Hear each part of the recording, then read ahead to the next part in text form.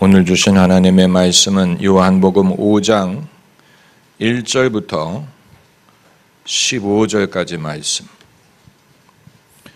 요한복음 5장 1절부터 15절까지 제가 한 절, 여러분이 다음 절 교독하는 방식으로 읽겠습니다. 그 후에 유대인의 명절이 있어 예수께서 예루살렘에 올라가시니라.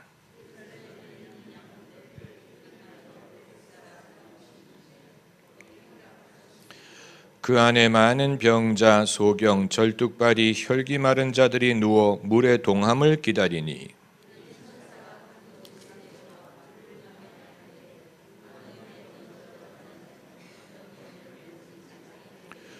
거기 38년 된 병자가 있더라.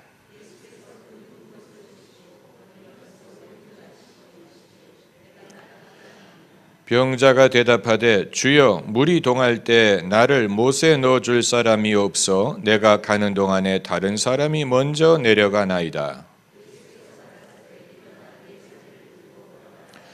그 사람이 곧 나아서 자리를 들고 걸어가니라. 이날은 안식일이니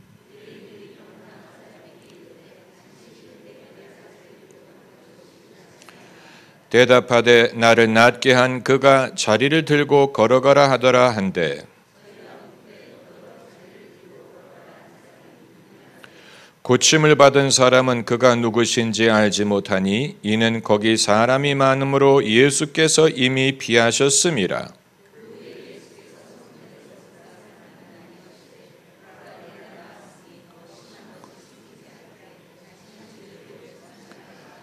그 사람이 유대인들에게 가서 자기를 고친 이는 예수라 하니라. 아멘. 오늘부터는 새 시리즈로 예수님의 성격은 어떠했을까를 생각을 해 보고자 합니다. 예수님의 성격은 어떠했을까? 우리가 누구를 좋아하게 되는 순서는 먼저 그 사람의 영혼의 컨텐츠를 통해서 좋아합니다. 가수라면 그 사람의 노래를 통해서 좋아할 것이고, 코미디언이라면 그 사람의 루틴을 통해서 좋아하게 될 것이고, 또 미술가라면 그 사람의 작품을 통해서 좋아하게 됩니다. 그 사람의 컨텐츠가 마음에 들면 호감을 갖기 시작합니다. 그런데 그 과정에서 그 사람이 주는 인상 또 느낌을 배제할 수는 없습니다. 컨텐츠는 마음에 들더라도 인상이 마음에 안 들면 좋아하는 데 한계가 있습니다. 이것은 사람을 겉으로 판단하는 것이 아니고 그 사람이 주는 인상을 통해 그 사람의 속에 있는 것을 느끼려고 하기 때문에 그런 것입니다. 반대로 철저한 이미지 관리를 해서 정해진 모습만을 보여주는 사람들이 있지요. 그런 사람은 우리가 신뢰하기가 어렵습니다. 연예인도 인간적인 모습을 보여주는 사람이 있는 반면에 철저하게 계산된 이미지만을 보여주고 그 이외의 모습을 차단하는 사람, 그런 사람도 좋아하는 팬들이 있는 것은 참으로 놀라운 것입니다. 그런데 이제 그 사람의 컨텐츠, 또 그 사람의 이미지, 여기에서 선을 긋고 그 이상은 알 필요가 없다라고 생각을 하는 사람도 있고, 거기서 한 걸음 더 나아가서 그 사람의 개인적인 취향, 또 그 사람의 성격, 또 그 사람이 혈액형이 무엇인지, 취미가 무엇인지 이런 것을 알려고 하는 사람들이 있습니다. 그것이 이제 소위 팬입니다. 팬. 운동선수가 운동을 잘하기 때문에 좋아한다면 그것으로 족하지 그 사람이 성격이 어떠한지, 취미가 어떠한지 그것까지 알 필요는 없지요. 그러나 팬들은 운동선수가 그 운동 실력뿐만이 아니고 뭐 평소에 차를 마시느냐 커피를 마시느냐 어떤 음식을 좋아하느냐 이런 그 사람의 개인적인 것에 대해서 관심을 가지려고 하지요. 정신적인 지도자 또 신앙적인 지도자는 첫째는 그 사람의 컨텐츠를 통해서 그 사람을 따르게 됩니다. 교회를 정할 때 그 목사님의 인품이라든가 그 목사님의 무슨 학력이라든가 그런 것을 보는 사람은 없고 그분이 무엇을 믿고 무엇을 가르치고 그분의 믿음이 무엇이고 내가 그분에게 얻을 수 있는 것이 무엇이냐를 보려고 할 것입니다. 정신적인 가치, 그 사람의 속에 무엇이 있느냐, 무엇을 믿느냐, 무엇을 사람들에게 전하느냐, 그 사람의 컨텐츠, 영혼의 컨텐츠, 굳이 예수님까지 올라가지 않더라도 사람들이 존경하는 무슨 마틴 루터 킹 목사라든가 만델라라든가 간디라든가 테레사 수녀라든가 사람들이 그분들을 존경하는 이유는 그들의 영혼의 컨텐츠가 무엇인지를 알고 그것이 마음에 들었기 때문이에요. 그런데 정신적인 지도자는 그 컨텐츠만으로는 부족하고 그 사람의 개인적인 도덕성까지도 보려고 합니다.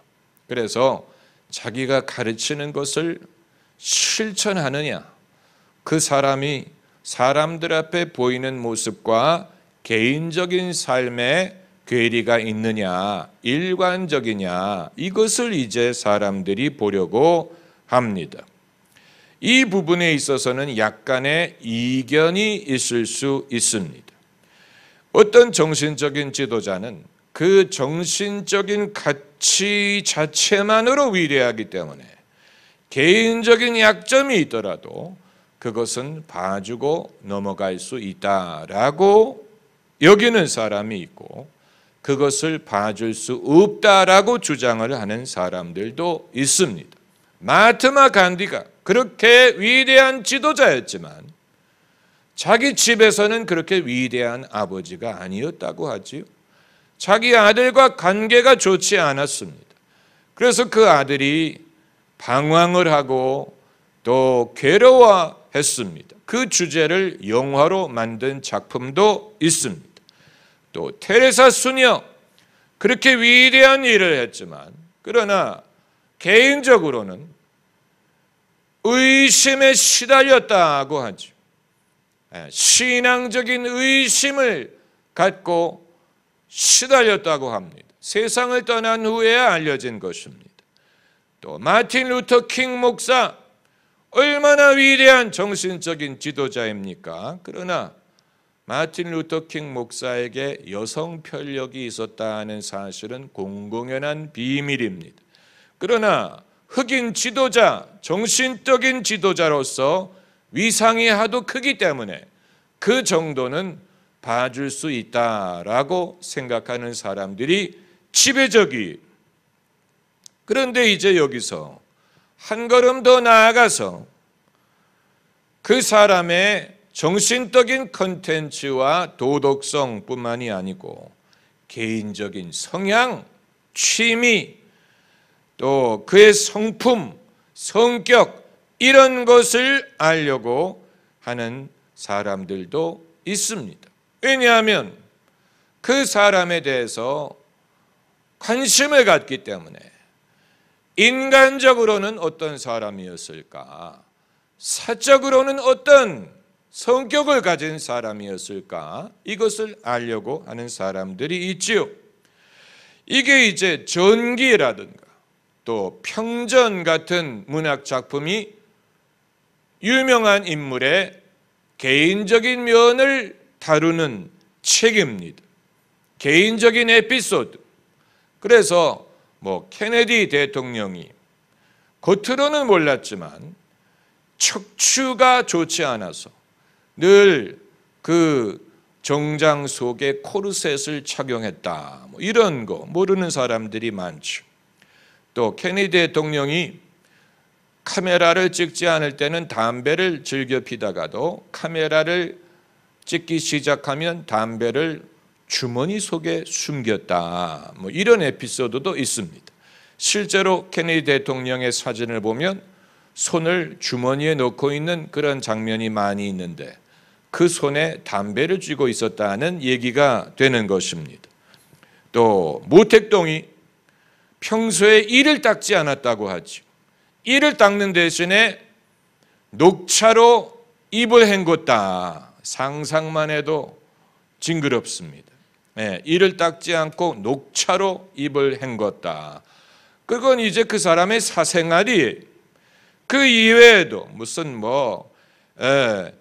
캐나다의 피에르 트루도 총리가 밤에 잘 때는 늘 창문을 열어놓기를 좋아해서 신혼 때에 아내가 얼마나 로맨틱하지 않냐 이렇게 생각을 했대더라. 이런 알든 모르든 별로 상관이 없지만 그러나 우리가 존경하고 관심을 갖는 사람들에 대해서 그 사람이 어떤 사람이었을까를 우리가 알고자 하는 그런 면이 있습니다. 그런데 이제 예수님에 대해서 이제 예수님이 관건입니다. 예수님에 대해서는 2000년 전의 인물이고 그리고 우리가 아무도 개인적으로 만나본 적이 없는 분이기 때문에 성경의 말씀과 그리고 전해 내려오는 교회의 전통을 통해서만 예수님이 어떤 분이었는지를 알 수 있습니다. 많은 사람들이 제일 관심을 갖는 것은 예수님의 영혼의 컨텐츠, 예수님은 무엇을 믿었고 예수님은 어떤 사상을 가졌고 예수님이 무엇을 가르치셨느냐, 이것이 최고의 관심사죠.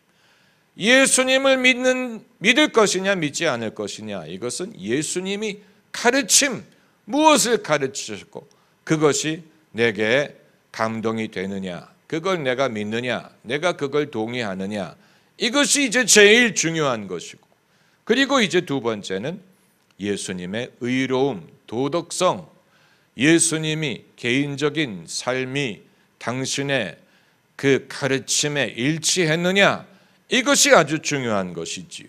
그래서 예수님의 그 도덕성에 대해서 가장 우리가 귀중하게 여기는 것은 예수께서 하나님의 아들이시지만 그것을 동등됨으로 취할 것으로 여기지 않고 세상의 영광을 추구하지 않고 섬기는 자가 되셨고, 그리고 십자가를 지시고 희생을 하시고 사람들에게 군림함으로 왕이 되려고 한 게 아니고 섬기고 당신의 목숨을 많은 사람들의 대속물로 주셨다. 이것을 이제 사람들이 가장 존경하는 것입니다. 어느 정신적인 지도자도 그렇게까지 한 사람을 찾을 수가 없습니다. 석가모니든 모하메시든 공자든 어느 누구도 그렇게 당신의 삶을 희생한 분이 없지요. 예수님은 원하셨다면 임금처럼 유명해질 수도 있고 억만장자처럼 부귀를 누릴 수도 있고 유명인이 될 수 있고 그렇게 할 수 있었지만 예수님은 거기에 뜻을 두지 않고 오로지 당신을 낮추셔서 섬김의 삶을 사시고 당신의 목숨을 많은 사람들의 대속물로 주셨다. 이것이 예수님의 십자가 죽음이 아닙니까? 그리고 그 이후에 하나님께서 예수님이 과연 우리의 구원자라는 사실을 무엇으로 증명하셨느냐? 사흘 만에 예수님을 죽음에서 일으키심으로. 이건 예수님이 스스로 봐라, 내가 죽음을 이렇게 이길 능력이 있다라는 것을 증명하기 위한 것이었다기보다는 하나님께서 예수님의 희생을 받으시고 예수님이 당신의 아들이시라는 것을 부활을 통해 증명하셨다라고 해석하는 것이 더 일리가 있습니다. 예수님의 요한복음에 있는 말씀을 보면 나는 생명을 버릴 권세도 있고 취할 권세도 있다. 예수님이 자신의 이 부활을 가능하게 하는 권세를 가진 것처럼 말씀을 하셨지만 그것은 이제 하나님 아버지와 동등됨을 말하려고 하는 것이고 예수님이 당신을 스스로 봐 내가 오라 내가 맞아 이렇게 증명을 하려고 한 게 아니고 하나님 아버지께서 예수님을 일으키심으로 하나님이 증명하신 것이다. 이렇게 보는 것이 훨씬 일리가 있고 그리고 예수님의 그 순종에 대한 하나님 아버지의 답변이 거기에 있다고 볼 수 있습니다. 그런데 이제 여기서 한 걸음 더 나아가서 예수님을 알려고 하는 사람들이 예수님의 공적인 가르침, 영혼의 컨텐츠뿐만이 아니고 또 예수님의 의로움과 희생과 도덕성뿐만이 아니고 예수님의 성품, 성격, 인간 예수로서 그분은 어떤 분이었을까를 알려고 하는 그런 마음이 있지요. 이것이 왜 귀중하냐? 그것을 통해서 우리와의 동질성을 느낄 수 있기 때문입니다. 예수님을 그저 막연한 성자, 막연한 하나님의 아들로서만 여기는 것이 아니고 예수께서 하나님이시지만 동시에 인간이셨기 때문에 인간 예수님은 어떤 성품을 소유하시고 어떻게 사셨을까를 알고자 하는 것은 자연스러운 것입니다. 그런데 성경은 예수님이 어떤 성격을 갖고 계셨는지를 분명하게 말하지 않습니다. 소위 기질, 분류를 하기가 어렵습니다. 예수님이 무슨 담즙질인지 무슨 질인지 사람들을 성격별로 나누는 유형이 있지 않습니까? 뭐 다혈질인지 무슨 태양인인지 소음인인지 우리가 여러 가지 방법으로 사람들을 분류하려고 하는데 예수님을 그 분류 방법에 따라서 분류하는 것이 어렵습니다. 여기에 대해서 이제 우리가 생각할 수 있는 것은 사람은 성격을 소유했지만 이 성격이라는 것이 인간의 불완전함 때문에 발생하는 것이 아닐까라는 생각을 하게 됩니다. 만일 인간이 타락하지 않고 그래서 인간이 죄에 빠지지 않고 그 완벽한 상태를 유지할 수 있었다면 인간이 현재 우리가 생각하는 것처럼 어떤 성격 유형을 각 사람이 갖지 않았을 수도 있습니다. 인간의 지능을 평균 10%밖에 쓰지 못한다고 하지요. 나머지 90%를 쓰지 못한다고 하지요.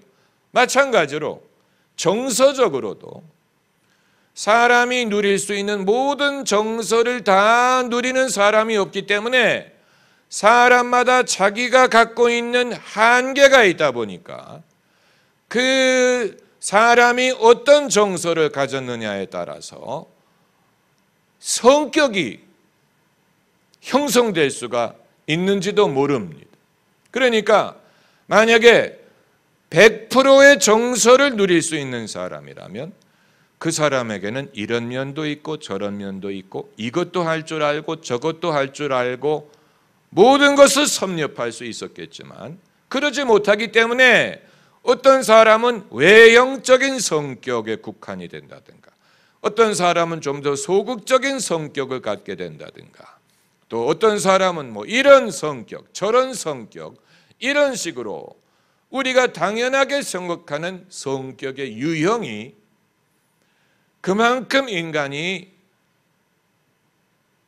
타락한 존재고 제한적인 존재이기 때문에 그러는지도 모르는 것입니다. 이건 어디까지나 가설이 우리가 좀 더 연구할 필요가 있습니다.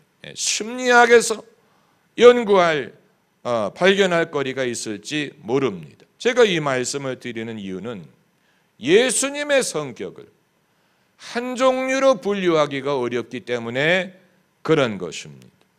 우리가 예수님을 직접 접해보지 못했기 때문에 성경의 기록을 통해서만 상상할 수밖에 없습니다. 예수님이 어떤 분이었을까 상상을 해보면 성경의 기록이 묘사하는 예수님을 마음속으로 상상을 해보면 아주 놀라운 분이 등장을 합니다. 예수님을 상상을 해보면 우리가 생각할 수 있는 것은 상당히 매력적인 분이었을 것이다. 매력적인 성품의 소유자였을 것이다.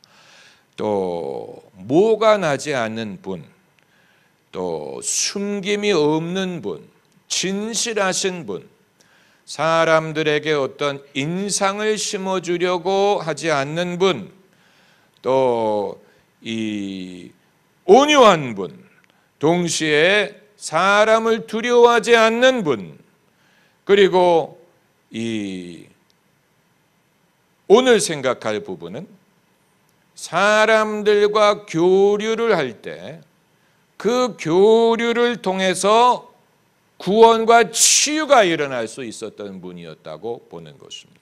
오늘 이 본문에 38년 된 병자와 짧은 대화를 하셨습니다.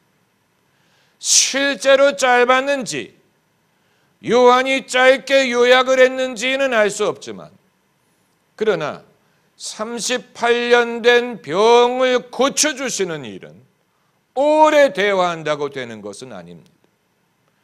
38년 기다려도 낫지 않은 병을 오래 대화한다고 낫게 할 수 있으리라고 볼 수 없습니다.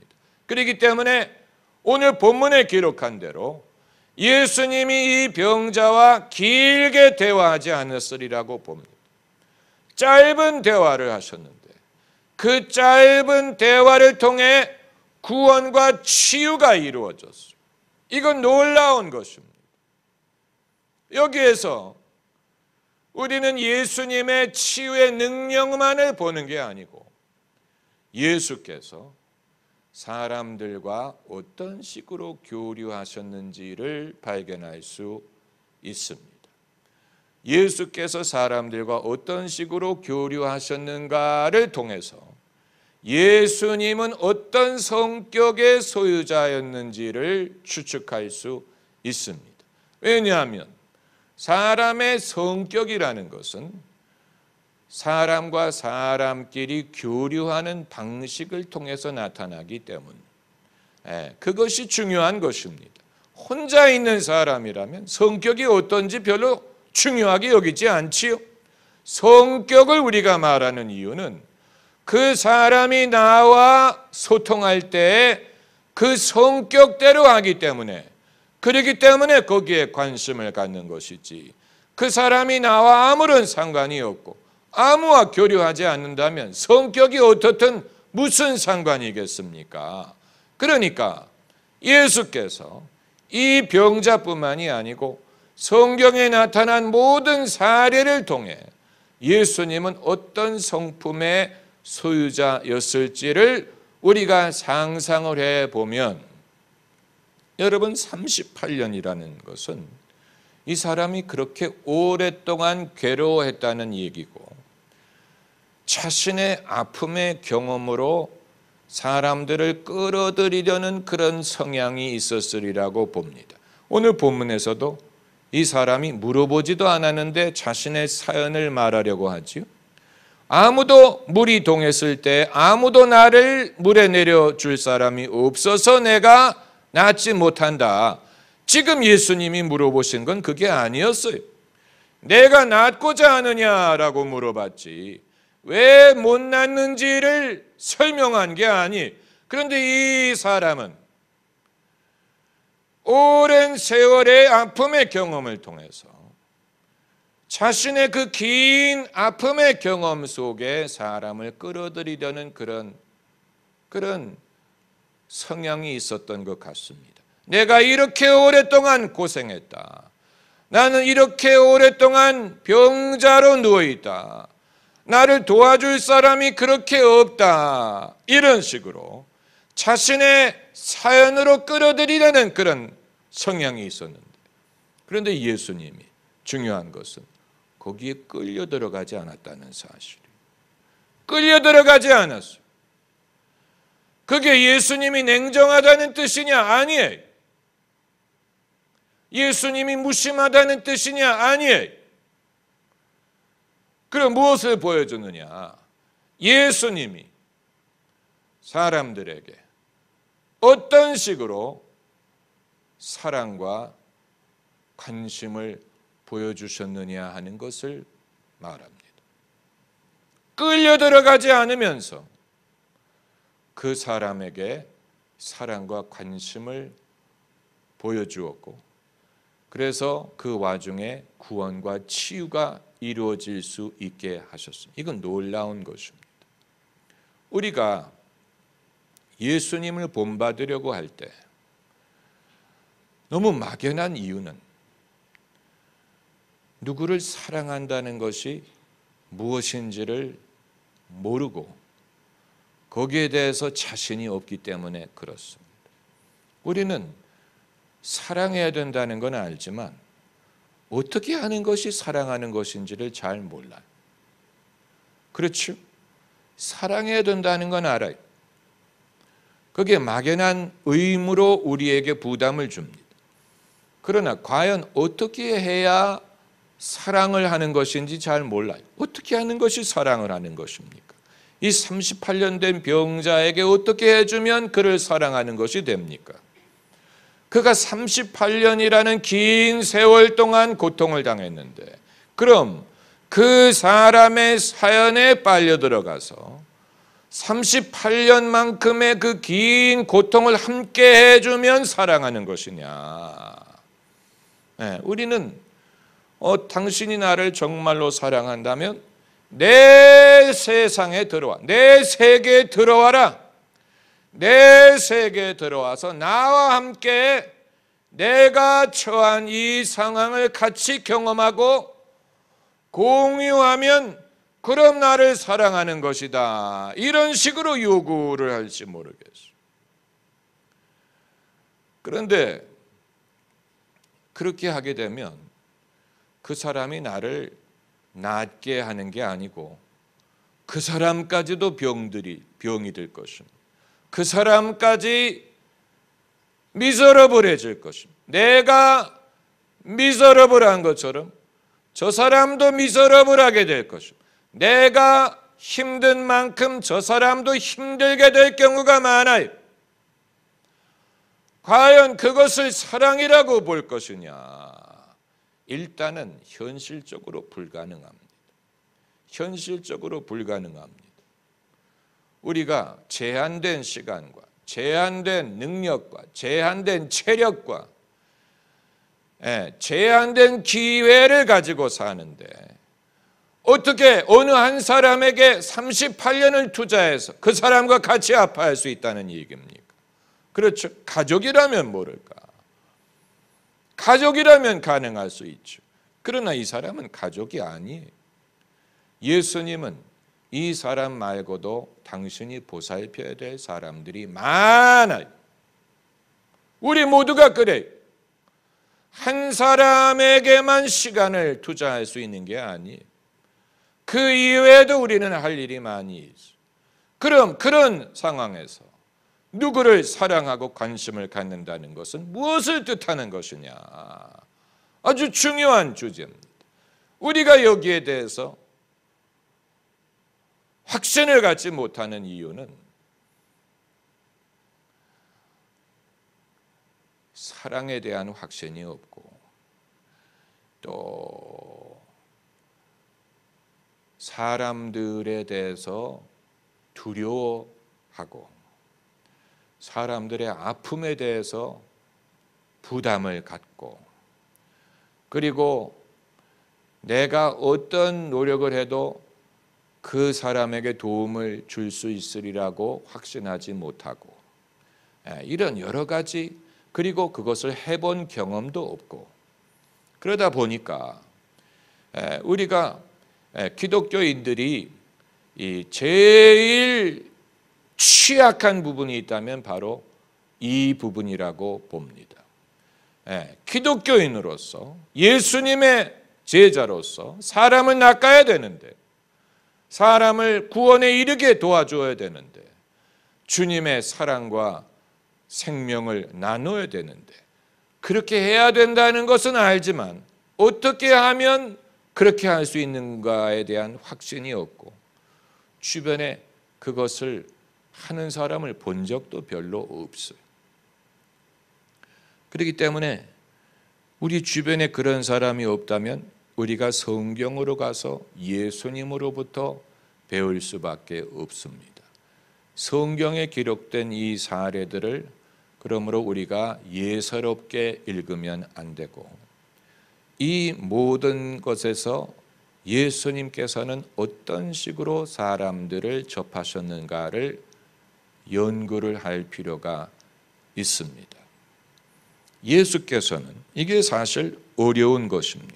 어려운 것입니다. 소통의 부재라고 우리가 말하기를 좋아하지만 실제로 제대로 소통을 할 줄 아는 사람은 극히 드뭅니다. 아마 없다고 봐도 됩니다. 이 세상에 제대로 소통하는 사람, 있는 마음에 떠오르는 사람이 있으면 말씀해 보세요. 소통의 달인. 이 시대에 누가 소통의 달인이? 소통을 많이 하는 사람들이 있어요. 트럼프가 늘 트위터를 통해서 소통을 해요. 그런데 소통을 너무 많이 해서 문제. 자신의 모든 감정을 드러내지, 분노라든가 억울함이라든가. 여러분, 이 시대에 소통의 달인이 있으리라고 생각하십니까? 소통 말하지만, 그러나 실제로 구원과 치유를 일어나게 하는 소통을 할 수 있는 사람은 극히 드물다고 봐야 됩니다. 극히 드물다고 봐야 돼요. 우리가 힘들어하는 부분이 바로 여기에 있습니다. 여러분, 이 결론부터 말씀을 드리면, 우리가 누구의 영혼을 사랑한다고 해서 우리의 모든 힘을 그 사람에게 기울여야 되는 건 아니에요. 그건 그 사람도 원치 않는 바입니다. 우리가 누구를 사랑한다고 해서, 누구의 영혼을 사랑한다고 해서 우리의 모든 힘을 그 사람에게 기울여야 되는 건 아니에요. 예수님도 그렇게 하지 않았어요.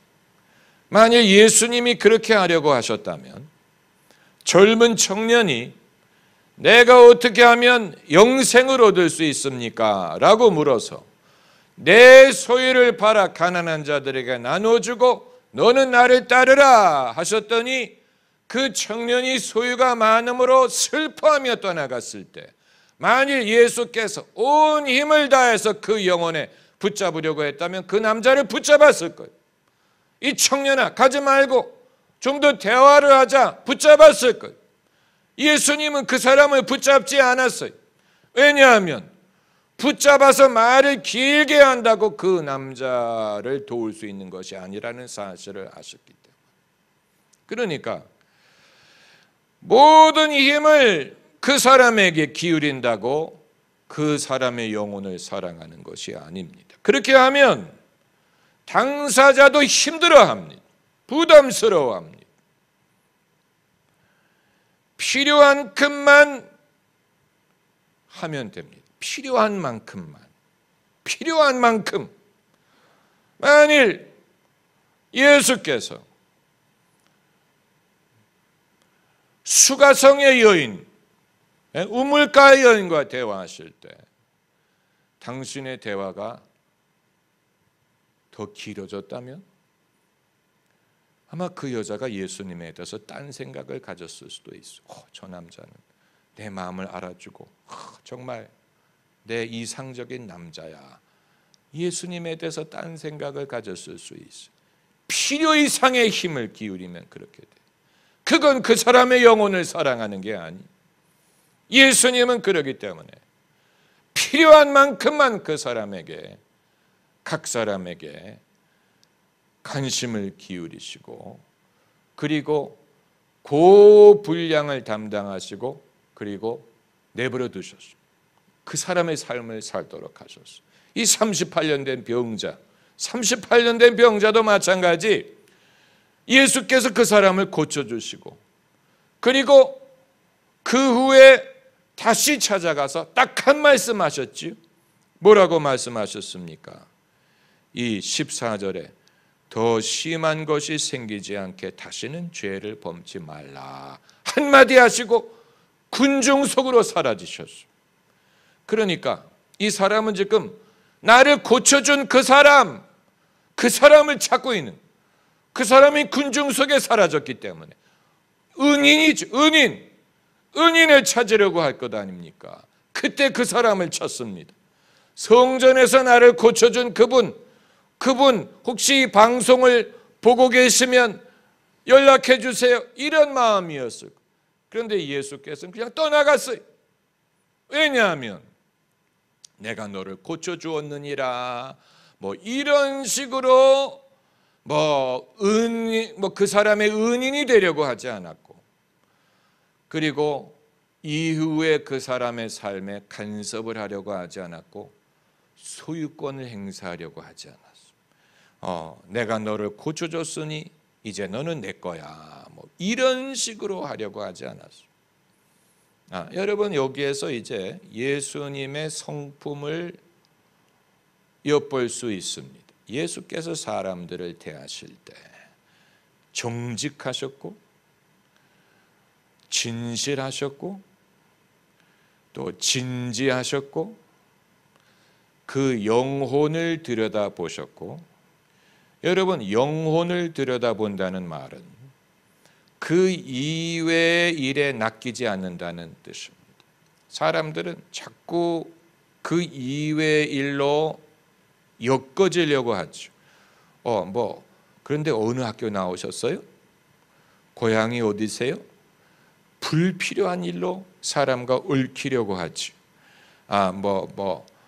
취미가 뭐예요?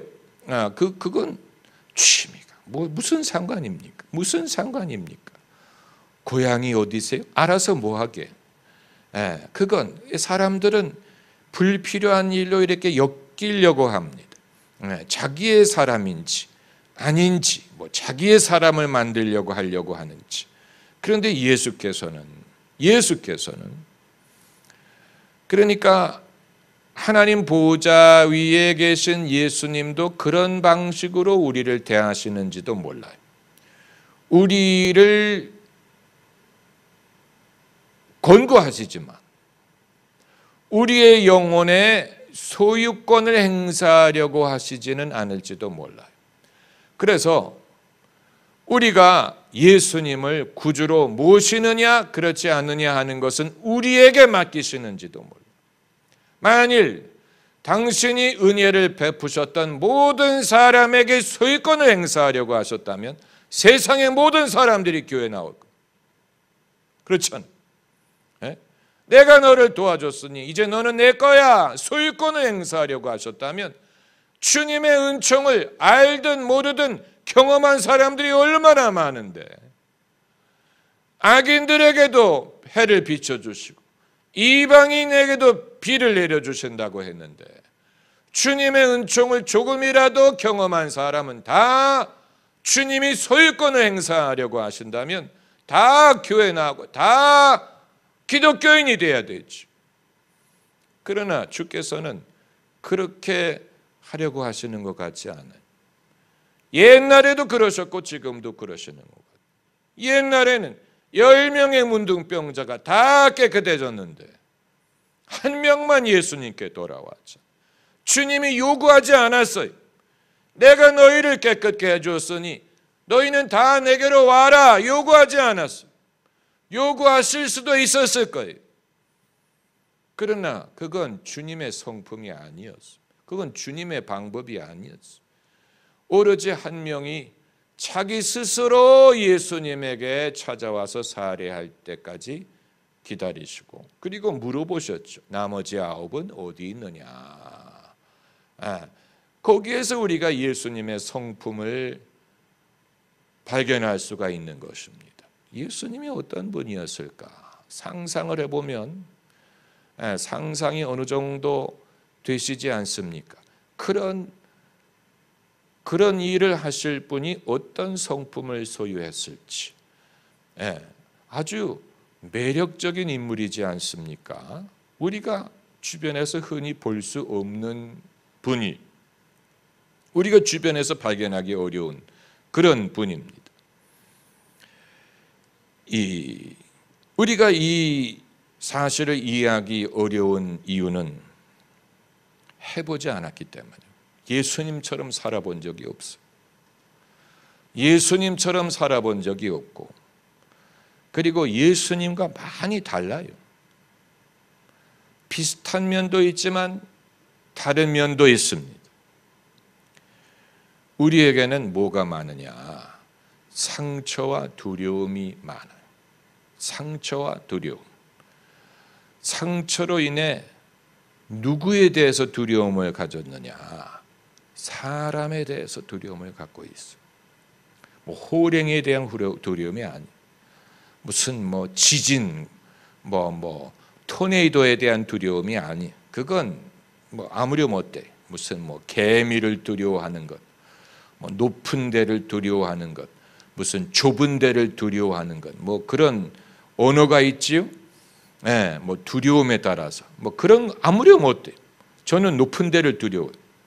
높은 데라 아주 싫어요. 옛날에 그 명성교회에 있을 때 이 안수 집사님이 대장으로 지휘관으로 계시는 공수부대를 간 적이 있는데, 낙하산 부대, 그래서 낙하산 훈련하는 타워가 있어요. 5층 높이. 거기에 올라가서 이제 이 줄을 메고 뛰어내리는 거예요. 번지 점프하고 약간 비슷하지만 이건 낙하산의 느낌을. 그래서 저도 하겠다고 자원해서 올라갔어요. 그런데 올라가 보니까 얼마나 다리가 떨리는지. 5층 높이가 가장 두려움을 느끼는 높이라고. 그런데 제가 더 놀라 자빠진 것은 거기에서 이제 사람을 밀어내리는 교관이 있는데, 이 사람이 아무런 안전띠도 없이 하는 거예요. 그거 보니까 완전히 막 졸도하겠는 거예요. 나는 거기에 이걸 메고도 뛰어내리는 게 두려운데 어떻게 이 사람은 그러다가 누가 붙잡아서 같이 떨어지면 어떻게 할까? 대단한 용감한 사람. 아찔하더라고. 높이를 두려워해. 아무렴 어떻습니까? 그러나 우리가 예수 그리스도를 본받지 못하게 하는 두려움은 무슨 그런 두려움이 아니고 사람에 대한 두려움.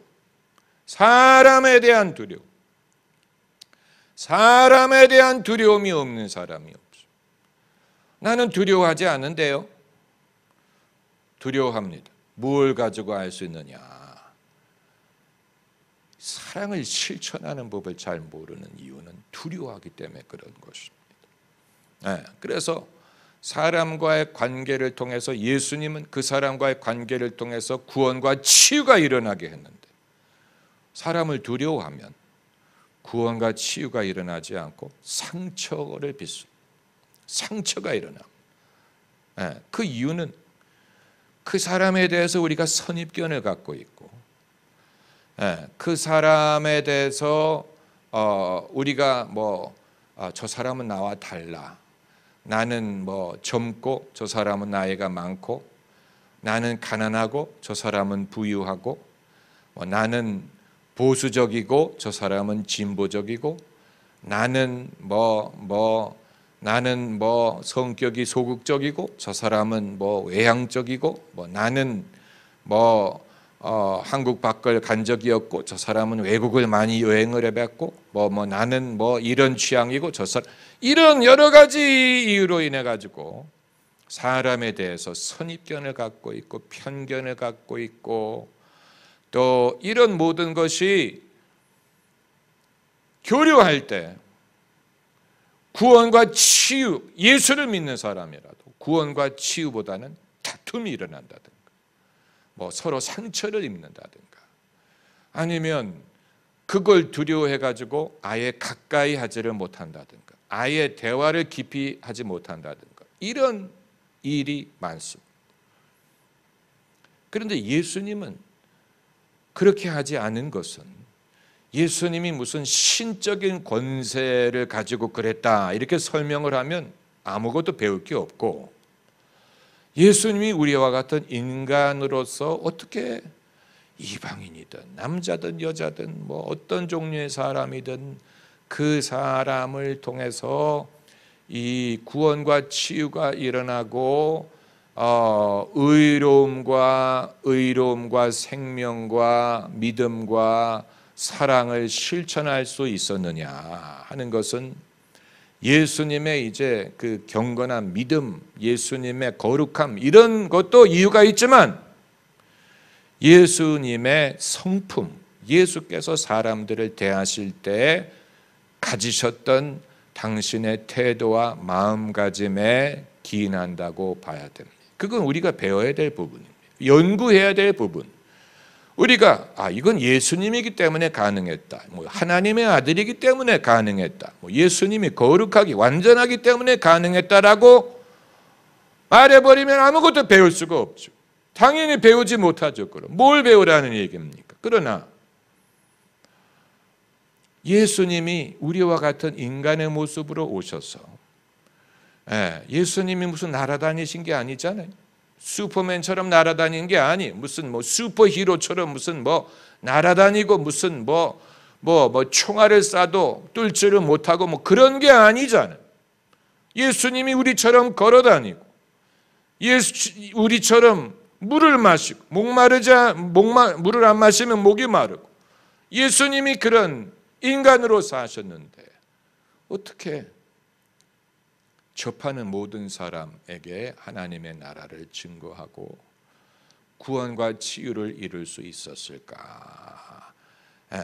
예수님의 그 사례를 통해서 예수님의 성품을 우리가 발견을 할 수 있다면 적어도 내가 갖지 못한 것이 무엇인지를 발견하게 될 것이고, 그리고 나도 그쪽으로 갈 수 있지 않을까? 나도 그쪽으로 발전할 수 있지 않을까?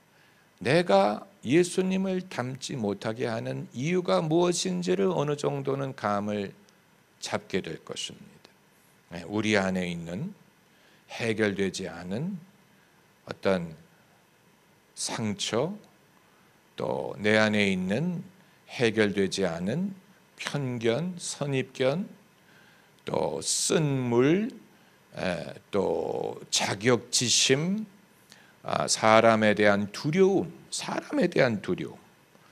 나는 사람에 대해서 두려움이 없어요 하는 분은 위대한 분이, 저도 사람에 대해서 두려움이 있으니까. 여러분은 없습니까? 없다고 말하는 사람은 거짓말이죠. 당연히 우리 모두가 있죠. 사람에 대해서 두려움이 있어요. 그래서 누가 말을 걸면 사마리아 여인처럼 대답하죠. 당신은 유대인이고 나는 사마리아인인데 왜 나한테 말을 것이요? 이런 식으로 그 자체를 꺼리죠. 그 자체를 부담스러워하죠. 예수님은 그런 게 없으셨거든요. 저 사람이 나에 대해서 뭐라고 말할까를 염려하지 않았어요. 그걸 염려하는 분이 아니었어요. 그렇다고 무례한 게 아니고 배짱이 있었던 것도 아니고, 그만큼 예수님은 선하셨고 순전하셨고 진실하셨고 사람의 눈을 두려워하지 않으셨고 하나님이 당신과 함께하는 것으로 충분히 족하다고 믿으셨고, 그렇기 때문에 사람을 두려워하지 않았어요. 그 사람이 어떤 사람이냐에 대해서 염려하지 않았어요. 아무렴 어떻습니까? 다 죄인이고 다 잃은 양인데, 여러분 이것은 성품이라고 우리가 말을 하지만 우리가 만들어 놓은 성격의 유형의 한계를 극복하는 것입니다. 이걸 실천할 수만 있다면 우리는 오랫동안 이 38년 된 병자처럼 내 사는 동안 내가 스스로 내 자신에게 지워주었던 한계, 나는 이런 사람이기 때문에 이 이상은 못해 라고 우리 스스로에게 지워주었던 한계를 극복하고 정말로 주님이 의도하신 대로 사랑과 진실을 누구와도 나눌 수 있는 풍성한 삶을 살 수 있을 것입니다. 할렐루야, 할렐루야.